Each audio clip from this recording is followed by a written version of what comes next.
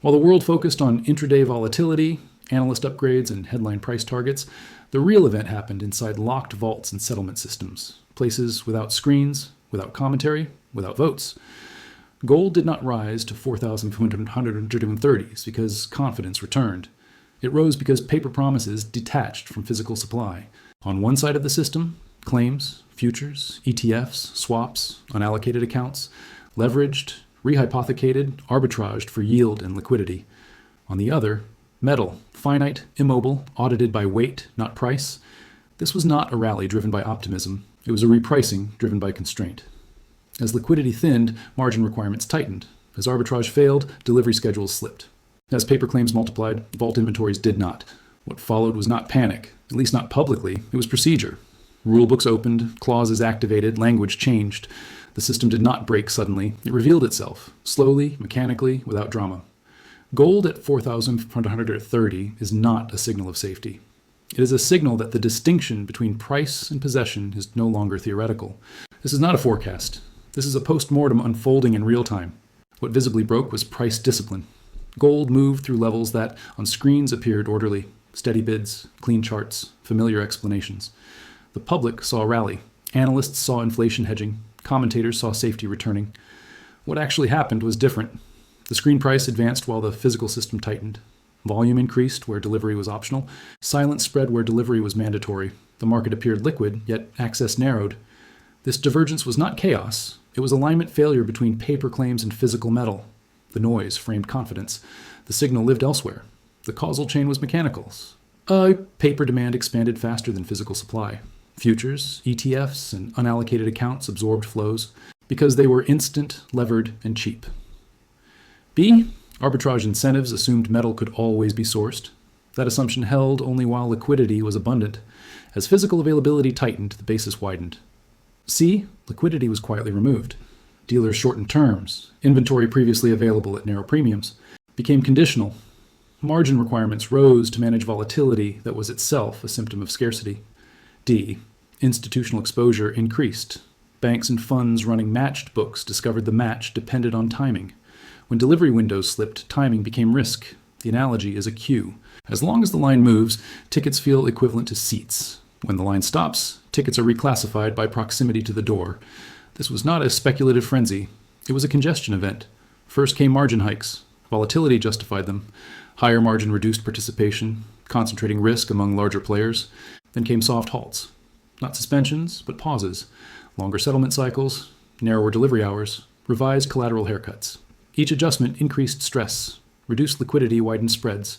Wider spreads impaired arbitrage. Impaired arbitrage forced reliance on rules. Historical rhymes were visible. In 1980, silver rules changed after price signals arrived too late. In 2008, liquidity froze before balance sheets acknowledged it. In 2022, nickel trading halted to preserve the institution, not the price. The pattern repeated. Procedure replaced price discovery. Away from the screen, premiums rose. Not uniformly, but persistently. Dealers quoted metal with conditions. Delivery timelines extended. Inventory classifications mattered. Eligible metal stayed put. Registered metal thinned. Industrial demand did not collapse. It adjusted. Fabricators accepted delays rather than substitutes. The physical market did not panic. It rationed.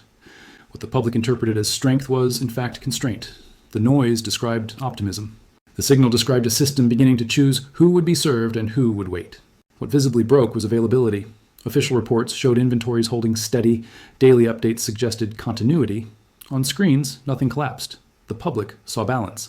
What actually happened occurred inside vaults governed by procedure rather than price. Requests for physical metal increased, not dramatically, but persistently. Bars moved out. Replacements did not move in at the same rate. Inventory counts remained high because classification masked depletion. The divergence widened between what was reported and what was deliverable. Silence replaced reassurance. The mechanism followed a precise sequence. Physical withdrawal requests increased from entities with standing delivery rights. These were not retail actors. They were institutions reducing exposure to paper claims.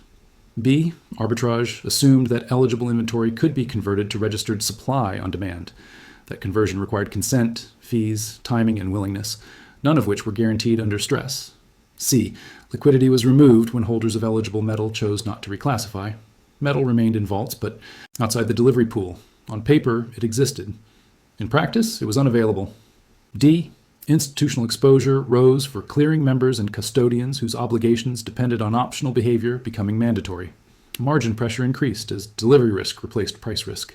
The analogy is a bottleneck. The metal is present upstream. The exit narrows. Flow slows. Pressure builds behind it. No rule was broken. The system behaved exactly as designed. As registered inventories declined, exchanges responded indirectly. Margin schedules adjusted again. Delivery fees rose. Documentation requirements tightened. These measures reduced throughput. Reduced throughput increased queue length. Longer queues increased default sensitivity. Historical rhymes were evident. In 2008, collateral existed but could not be mobilized. In 2022, the nickel market discovered that inventory was irrelevant IF. It could not be delivered on time. In metals markets, availability is binary. At this stage, rule changes were not announced. They were implied. Participants adjusted behavior in anticipation of them. That anticipation accelerated stress. Dealer premiums diverged sharply by geography and bar size. Smaller bars commanded higher spreads. Large bars required longer lead times. Delivery delays extended quietly from days to weeks. Inventory reports from venues such as COMEX showed stable totals, but shrinking registered categories. Eligible metal accumulated without entering circulation. Industrial users did not reduce orders. They renegotiated schedules. The physical market adapted by rationing time, not price. The signal was not depletion alone. It was reluctance. Metal that must be coaxed into delivery is no longer liquidity. It is a reserve. What visibly broke was correlation. The screen price of gold continued higher, yet physical premiums detached. Futures curves flattened, then inverted. ETFs tracked price, but not availability. To the public, this looked like momentum. What actually happened was fragmentation. Paper markets remained active because they could settle in currency. Physical markets slowed because they could not accelerate supply. The two systems, long treated as interchangeable, began to operate on different clocks. The break was not violent, it was mathematical. The causal chain was unavoidable. A. Arbitrageurs normally compress spreads by buying physical and selling paper, or the reverse, depending on price signals. B. That process requires reliable liquidity. As delivery timelines extended and reclassification became optional rather than automatic, the arbitrage incentive weakened. C. Liquidity was removed when funding cost rose. Higher margin requirements increased the cost of holding paper positions long enough to reach delivery. Some desks exited not because they were wrong, but because they could not finance the weight. D. Institutional exposure concentrated among entities still attempting the trade. When spreads failed to converge, margin calls arrived. Positions were liquidated into rising prices, reinforcing divergence. The analogy is a vacuum. Liquidity is the air. Remove it, and structures collapse inward, not outward. This was not a speculative unwind. It was a funding failure. Margin hikes came first, justified by volatility that margins themselves amplified. Higher collateral demands reduced participation, thinning order books. Next came functional halts, not exchange-wide, but strategy-wide. Arbitrage desks stopped quoting. Market makers widened spreads to protect balance sheets. With fewer stabilizing actors, the system relied more heavily on rules. Clearinghouses reviewed delivery procedures. Contract language was scrutinized. The historical rhyme was explicit. In 2008, markets froze, not because assets vanished, but because financing did. In 2022, the London Metal Exchange halted nickel trading when margin calls exceeded participants' capacity to pay. Here, the same stress appeared, slower, quieter, but familiar. D. Real-world signals. Basis spreads widened beyond historical norms. Lease rates moved erratically. Dealers quoted subject to availability as standard language. Delivery delays became embedded in contracts. What had been exceptions became defaults. Inventory categories mattered more than totals. Registered metal thinned further as eligible holders stayed passive. Industrial demand applied steady pressure. Fabricators could delay but not cancel. Each delay compounded scheduling risk downstream. The screen suggested continuity. The dock revealed congestion. When arbitrage fails, price stops being a bridge between paper and physical. It becomes a divider. What visibly broke was confidence, though nothing announced it. No emergency meetings were broadcast. No official statements acknowledged stress. Screens continued to trade. Prices updated normally. What actually happened was internal. Institutions began to behave as if settlement risk mattered more than price risk. Requests shifted from rollovers to delivery. Credit lines were reviewed. Exposure was recalculated using assumptions that no longer relied on frictionless conversion. The panic did not surface. It diffused. The chain unfolded in sequence. A. Rising delivery uncertainty reclassified gold from a trading asset to a collateral asset. Institutions asked not what it was worth, but whether it would arrive. B. Arbitrage incentives vanished as desks prioritized balance sheet preservation over spread capture. The liquidity that once smoothed mismatches withdrew. C. Liquidity removal forced margin pressure to migrate. Positions that were hedged on paper were unhedged in time. Clearing members demanded additional collateral against delivery exposure. D. Institutional exposure concentrated at custodians, bullion banks, and clearinghouses whose guarantees assumed optional delivery would remain optional. The analogy is a margin call that arrives without a price drop. The demand is for certainty, not cash. This is how stress propagates silently. Risk committees shortened horizons. Overnight funding replaced term funding. Each step reduced flexibility. Margin schedules were revised again, not aggressively, but precisely. Each revision forced another layer of participants to reassess viability. Halts were unnecessary. Behavior changed without them. When enough institutions refuse to extend trust, the system slows itself. Historical rhymes were instructive. In 2008, interbank lending stopped before markets closed. In 2022, nickel trading halted only after internal risk limits were breached across firms. Here, the limits were approached methodically. Dealer behavior shifted. Quotes narrowed in size. Large orders required negotiation. Physical metal was offered with caveats. Delivery timelines extended further. Standard became undefined. Inventory reports showed continuity, but turnover slowed. Vault movements increased in one direction. Outbound transfers rose. Inbound transfers lagged. Industrial users reported longer lead times, not shortages. The system still functioned. It functioned under constraint. The signal was not collapse. It was coordination without communication. When institutions act in parallel without agreement, the outcome is not stability. It is convergence toward the safest interpretation of the rules. What visibly broke was certainty of outcome. Contracts still traded. Settlement dates still existed. On screens, obligations appeared intact. What actually changed was interpretation. Language inside rulebooks began to matter more than price signals. Clauses long considered theoretical were reviewed as operational tools. Cash settlement options were discussed. Delivery flexibility was reframed as resilience. The public saw continuity. Participants saw contingency. The sequence was procedural.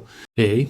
As physical delivery timelines extended, exchanges and custodians faced a choice: enforce strict performance and risk cascading failure, or introduce optionality to preserve system function. B. Arbitrage incentives were irrelevant at this stage. The trade no longer hinged on spread capture, but on obligation management. C. Liquidity was removed by design. By allowing alternatives to physical delivery, the system reduced immediate stress while increasing long-term divergence between paper claims and metal. D. Institutional exposure shifted from market risk to legal risk. Holders of contracts discovered that enforceability depended on definitions activated only under stress. The analogy is a pressure valve. Release prevents rupture, but confirms pressure exists. Force majeure risk does not signal collapse. It signals prioritization. Rule changes did not arrive suddenly. They emerged as clarifications, guidance, amendments. Each step preserved continuity while altering expectations. Margin requirements stabilized not because risk declined, but because exposure was reclassified. Cash settlement became a release mechanism. Historical rhymes were explicit. In 1980, silver rules were adjusted to contain delivery stress. In 2008, contractual definitions of collateral were expanded to keep funding alive. In 2022, the nickel market rewrote outcomes retroactively to prevent institutional failure. Each instance followed the same logic: preserve the system, redefine the obligation. Dealer contracts included broader settlement language. Delivery guarantees softened. Premiums reflected not just scarcity, but conditionality. Physical buyers accelerated timelines. If metal could be obtained, it was obtained sooner rather than later. Delays became strategic risk. Inventory classifications lost signaling power. And what mattered was not where metal sat, but whether it was already spoken for. Industrial demand remained steady. The system still supplied. It supplied selectively. The signal was unmistakable. When rules change under stress, price ceases to be the arbiter. Procedure takes its place. What visibly broke was optionality. There were still prices. There were still contracts. But the ability to choose between paper settlement and physical delivery narrowed. What actually happened was a drain. Metal left the system faster than confidence returned to it. Not through panic withdrawals, but through preference. Participants with the right to take delivery exercised it. Those without waited. The public saw resilience. The system experienced attrition. The final sequence followed first principles. A. As trust in paper claims weakened, the incentive shifted decisively toward possession. This was not ideological. It was operational. B. Arbitrage incentives collapsed completely. No spread compensated for delivery uncertainty. The paper market became a pricing mechanism disconnected from supply resolution. C. Liquidity was removed at the physical layer. Vault inventories declined in registered form. Eligible metal stayed inert. Replenishment lagged because sourcing required time, price concessions, and geopolitical clearance. D. Institutional exposure reached its terminal form. Clearing members and custodians faced obligations that could not be rolled, delayed, or reclassified indefinitely. Default risk moved from theoretical to mathematical. The analogy is exhaustion. A reservoir does not announce depletion. It simply stops flowing.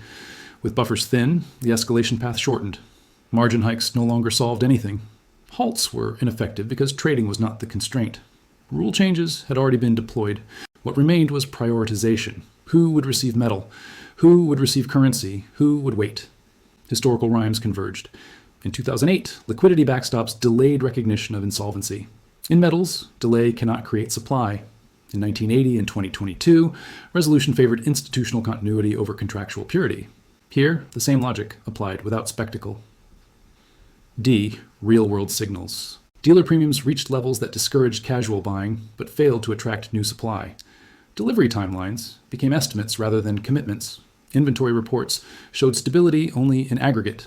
Turnover slowed to a crawl. Outflows continued. Industrial users adapted by redesigning schedules and accepting substitutions where possible. Financial users did not have that option. The physical system remained functional. It functioned under rationing. At this stage, default risk no longer required a missed delivery to exist. It existed because the system could no longer satisfy all claims simultaneously. That condition does not reverse with confidence. It resolves with hierarchy.